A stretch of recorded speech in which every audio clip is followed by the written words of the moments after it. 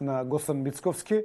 Со едно мало подсетување, ова е рубрика верували или не, или како некогаш беседеа неговите славни коалициски партнери. И другите оваа недела, како например Бунтур се такмичеа кој поише ќе изнатропа, но сепак ова го одвоив и мислам дека ќе ви се допадне. Па ќе го искоментираме.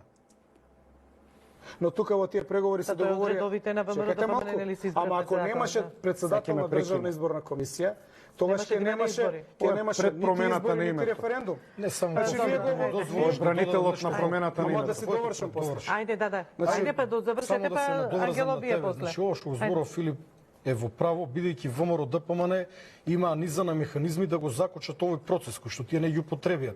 Прво можеа да поднесат илјадници амандмани на овие уставни амандмани, потоа можеа во моментот кога се гласаше прв пат двотретинско мнозинство во собрание да тропат, да ја прекинат седницата, па ако треба и да се тепат и да загинат зимето, бидејќи тие така зборуват.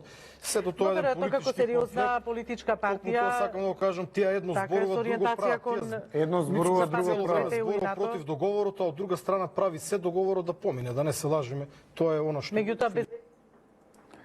Значи ова вака како кецна десетка, новиот коалиционен партнер, а стариот директор од Назаев до денеска Мицко, господин примариус професор доктор Стојан Шангелов.